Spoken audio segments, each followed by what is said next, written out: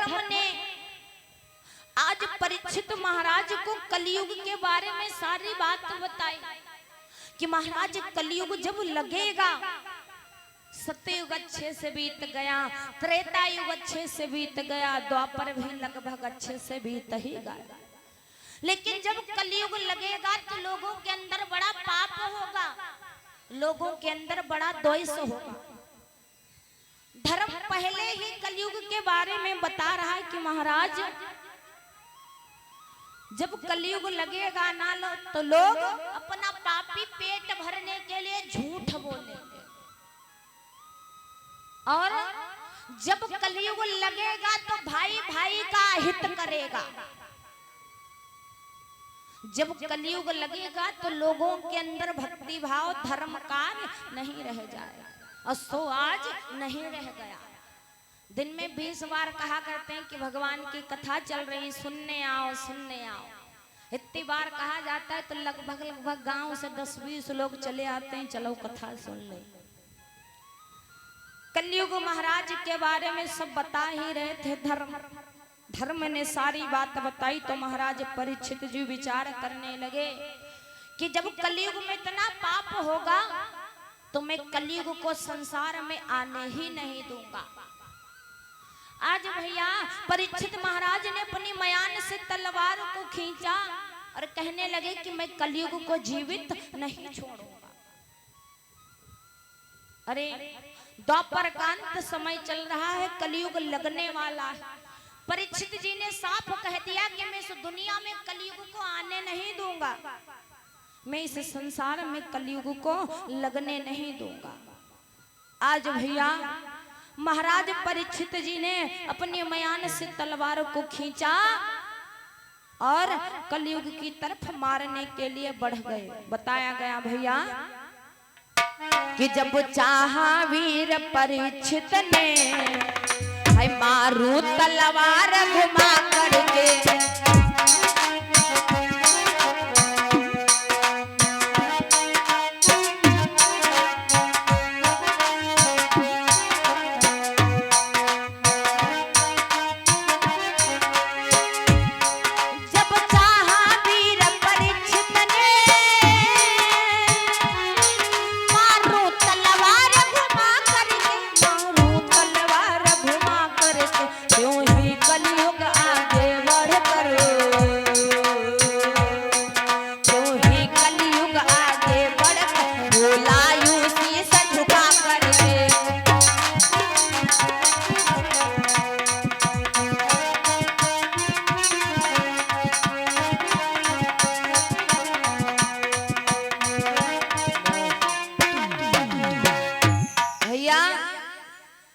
जैसे महाराज परीक्षित ने मयान से तलवार को खींचा कलयुग को मारने के लिए, तो कलयुग परीक्षित के सामने गया और अपने सिर को नीचे कर देता, कहता है मारो।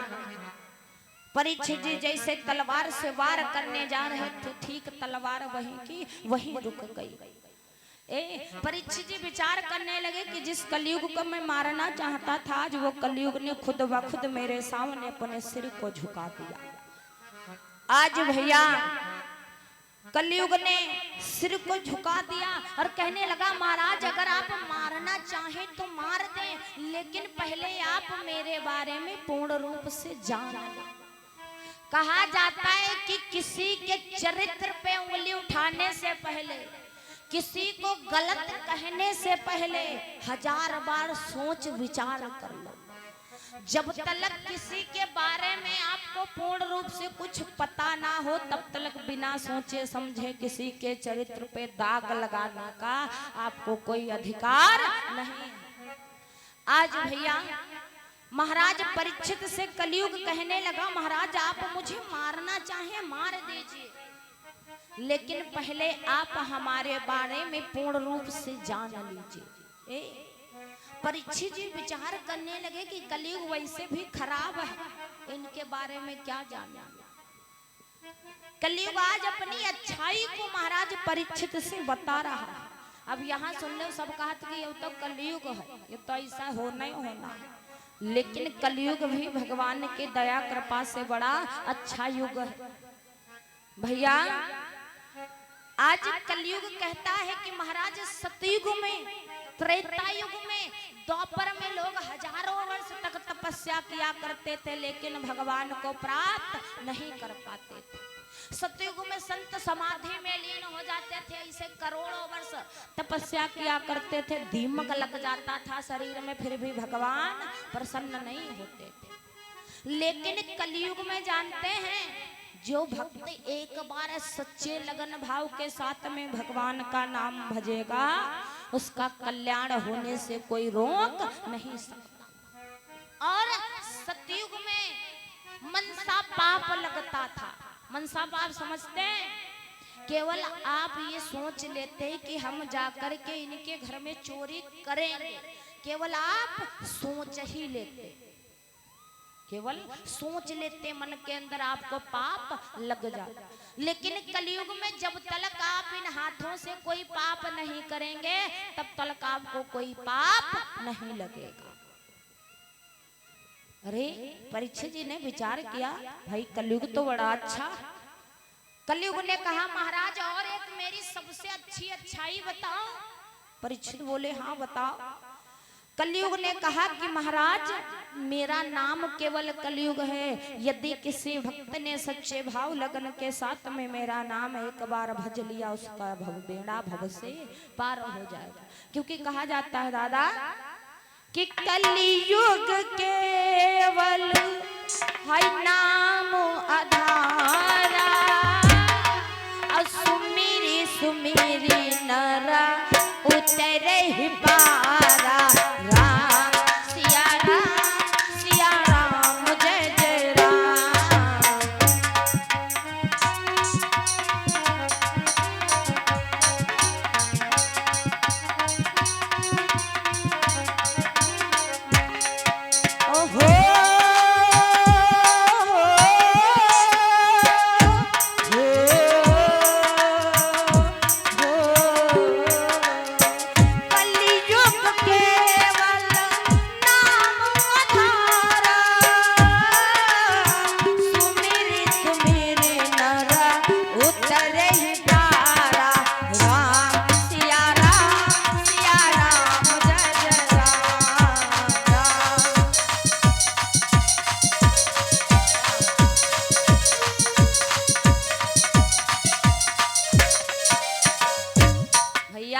कि कलयुग केवल अब नाम आधारा, अब सुमिरी सुमिरी नर उतर ही पारा। कलयुग ने बताया कि महाराज जब मैं लगूंगा सच्ची मन लगन के साथ जो एक बार सीताराम कर लेगा उसका बेड़ा भव से पार हो जाएगा। परीक्षित जी विचार करने लगे। माइक चालू करो। Hello hello hello hello hello hello hello हाँ ध्यान दीजिएगा। ये हमारे भाई मुन्नालाल तिवारी जी ग्राम कलारपुर निवासी आज हमारे बीच में अपना अमूल्य समय निकाल करके आए हैं, क्योंकि इनके यहाँ भी यही माता जी का कार्यक्रम इस वर्ष चल रहा है। प्रतिवर्ष तो वो हमें बराबर समय देते चले आए, लेकिन ये साल इस समय उनके लिए भी समस्या है भैया। उनके यहाँ भी माता जी की पूजा अर्चना चल रही है, लेकिन फिर भी वो थोड़ा समय निकाल करके आज हमारे बीच में आए। इसके लिए हम नव दुर्गा पूजा समिति सरदारपुर के तरफ से उन्हें हार्दिक बधाई देते हैं। और साथ ही साथ ये 251 रुपये का योगदान भी माँ भवानी के त्रिचरणों में प्रदान कर रहे हैं। माँ भगवती इनका सभी प्रकार से कल्याण करें, इनकी सारी मनोकामनाएं पूर्ण करें। जय माता जी। प्रेम से बोलिए गोविंद भगवान की, दुर्गे मैया की। जो भैया लोग अपने बहुमूल्य समय को निकाल करके माता रानी के पावन चरणों में आए हुए हैं एवं जो दान कर रहे हैं, माता रानी इन भैया लोगों की हर एक मनोकामना को पूर्ण करें।